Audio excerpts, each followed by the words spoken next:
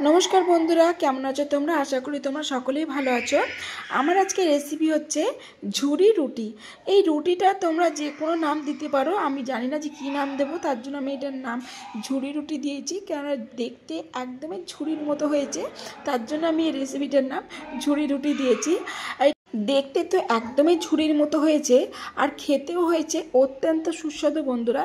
আর এই রেসিপিটা তোমরা সকালে বা বিকেলে স্ন্যাক্স হিসেবেও ব্যবহার করতে পারো। আর এই স্ন্যাক্সটা বাচ্চারা কিন্তু ভীষণ পছন্দ করে, তার জন্য আমি এই রেসিপিটা প্রায় দিনই করি বাড়িতে। তাহলে চলো আর দেরি না করে তৈরি করে ফেলি।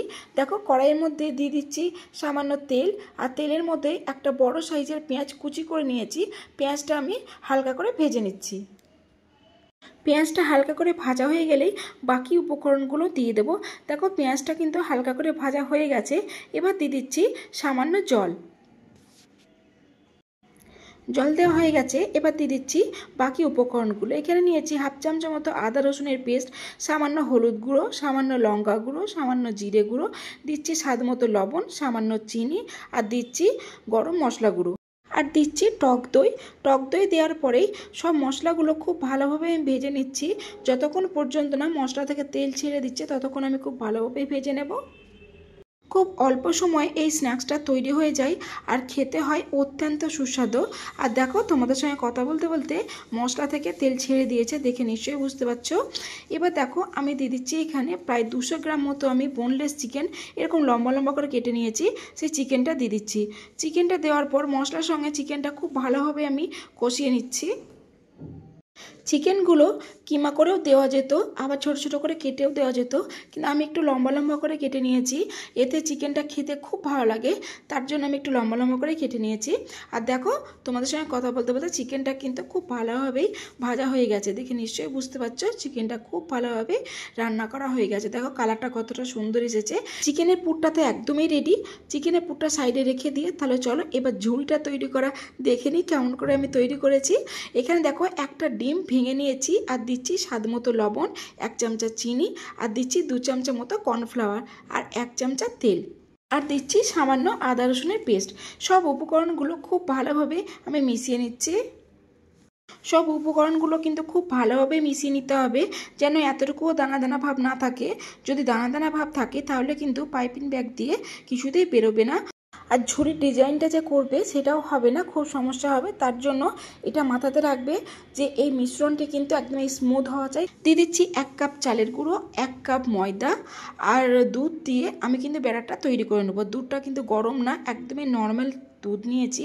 দেখো আমি কিন্তু একটা ব্যাটার তৈরি করব। ব্যাটারটা কিন্তু খুব ঘনও হবে না, আবার কিন্তু খুব পাতলাও হবে না।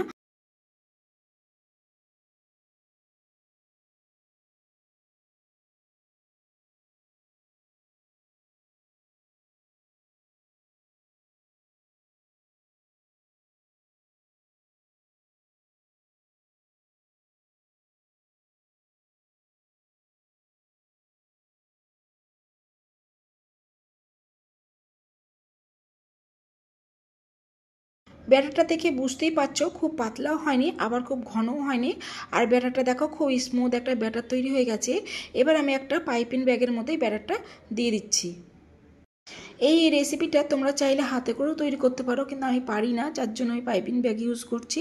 এই পাইপিং ব্যাগের সাহায্যে খুব সহজেই দেওয়া যায়, আর চারিদিকে ছড়িয়ে ছিটে যায় না, খুব সুন্দরভাবেই দেওয়া হয়। তার জন্য আমি পাইপিং ব্যাগটাই বেশিরভাগ ইউজ করি। আর দেখো এবার আমি একটা গার্ডার দিয়ে এই পাইপিং ব্যাগের মুখটা সিল করে দিচ্ছি। পাইপিং ব্যাগের মুখটা কিন্তু খুব ভালোভাবেই আমি বেঁধে নিচ্ছি। দেখো একটা গার্ডারের সাহায্যে, শক্ত করে না বাঁধা হলে কিন্তু পড়ে যাবে। আর দেখো এই দিয়ে কিন্তু এই যে দেখছো এই অংশটা আমি কিন্তু কাঁচির সাহায্যে কেটে দেবো। আর খুব ছোট্ট করে কাটার চেষ্টা করবে, যত বড় করে কাটবে ডিজাইনটা কিন্তু খুব ভালো হবে না। তাই দেখো আমি ছোট্ট করে কেটে নিয়েছি। আর এদিকে দেখো কড়াই বসিয়ে দিয়েছি, কড়াই দিয়ে দিচ্ছি হালকা তেল। তেলটা ব্রাশ করে নিলাম, বেশি তেল লাগবে না, দেখে নিশ্চয়ই বুঝতে পারছো। খুব অল্প তেল দিয়ে কড়াই চারিপাশটা খুব ভালোভাবে দিয়ে দিয়েছি। কিছুই না, ডিজাইনটা দেখো সমানে হাতটা ঘুরিয়ে যেতে হবে, ঘুরে ঘুরে দিলে পরে দেখো একটা ঝুড়ির মতো তৈরি হয়ে যাচ্ছে। দেখতে নিশ্চয়ই বুঝতে পারছো দেখে কতটা সুন্দর হচ্ছে, দেখতে কত ভালো লাগছে, আর কত সহজে এটা করা যায়। কোনো মানে দেখে যতটা এতটাই মনে হচ্ছে যে খুব কষ্ট বা খুব জটিল কিছুই না, শুধু হাতে করে নিয়ে একটু ঘুরিয়ে দিবে তাহলেই হবে। দেখো এটা কিন্তু অনেকটা শুকিয়ে গেছে। এবার আমি একটা ডিম সামান্য লবণ দিয়ে আমি গুলিয়ে নিয়েছিলাম, এই ডিমটা কিন্তু আমি এর ওপরে দিয়ে চারিদিকে খুব ভালোভাবে ছড়িয়ে দিচ্ছি।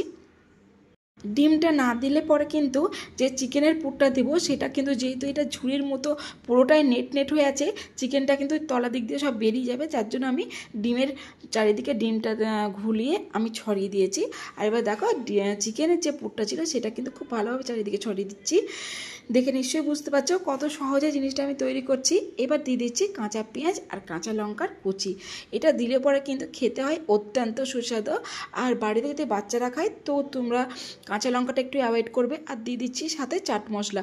আর দেখো চারিদিকটা কত সুন্দর হয়েছে, চারিদিক যেন শুকিয়ে এসেছে, নিজে নিজে ছেড়ে যাচ্ছে। দেখো কিছুই করতে হয়নি, অথচ দেখো কত সহজেই ছেড়ে গেছে।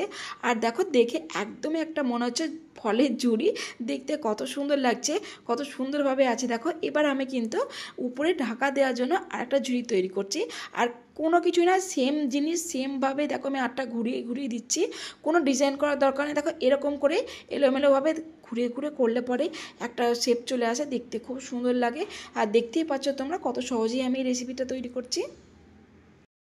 এবার দেখো হালকা করে তেলটা ব্রাশ করে দিচ্ছি, এতে করে উপরের যে ঢাকার মতো যে ঝুড়িটা আমি দিয়ে দেবো, এতে কিন্তু খুব ক্রাঞ্চি হবে। আর দেখো চারিদিক দিয়ে কিন্তু ছেড়ে আসছে। আর দেখো কত সহজেই হাতে উঠে গেছে, কোনো কিছুর প্রয়োজন পড়েনি, দেখে নিশ্চয়ই বুঝতে পারছো দেখতে কতটা সুন্দর হয়েছে। দেখো একদমই মনে হচ্ছে যেন একটা ঝুড়ি। এবার আমি যে আগে থেকেই তৈরি করে রেখেছি ওটার উপরে দেখো ঢাকা দিয়ে দিচ্ছি।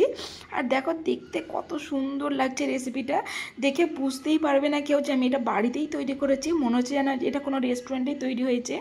দেখো দেখতে কতটা সুন্দর হয়েছে বন্ধুরা, এত সুন্দর হয়েছে এই ঝুড়ির মতো রেসিপিটা। আমার ভীষণ আনন্দ হয়েছে এটা যখন আমি করেছি, তোমাদের কি বলবো। আর খেতে হয়েছে অত্যন্ত সুস্বাদু। আর দেখো দেখতে কতটা সুন্দর লাগছে, একদমই মনে হচ্ছে যেন একটা ঝুড়ি তৈরি করেছি। আর দেখো তোমাদের সাইড থেকে ভেঙে দেখাচ্ছি কতটা ক্রাঞ্চি হয়েছে, দেখে নিশ্চয়ই বুঝতে পারছো একদমই মুচমুচে। এবার দেখো আমি সস দিয়ে উপরে একটু ডেকোরেশন করে দিচ্ছি, দেখতে যেন খুব ভালো লাগে, বাচ্চারা ভীষণ আনন্দ করে যেন খায়, তার জন্য ওরা ভীষণ আনন্দ পায় এই সসে যখন আমি একটা ডিজাইন করে দিই। আর দেখো এবার তোমাদের কেটে দেখাচ্ছি ভেতরটা কতটা সুন্দর হয়েছে, দেখো তোমাদের দেখাবো।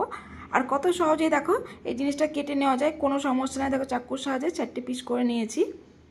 দেখো ঝুড়ির মতো একটা রেসিপি করেছি, এই রেসিপিটা দেখতে যতটা ভালো হয়েছে বন্ধুরা, খেতে যে কতটা সুস্বাদু তোমাদের বলে বোঝাতে পারবো না।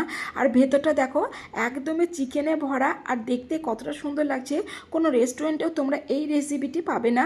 আর খেতে হয়েছে অত্যন্ত সুস্বাদু। তোমরা একবার হলেও প্লিজ বাড়িতে ট্রাই করে দেখো। আমার রেসিপিটি তোমাদের যদি ভালো লেগে থাকে তাহলে please like share subscribe comment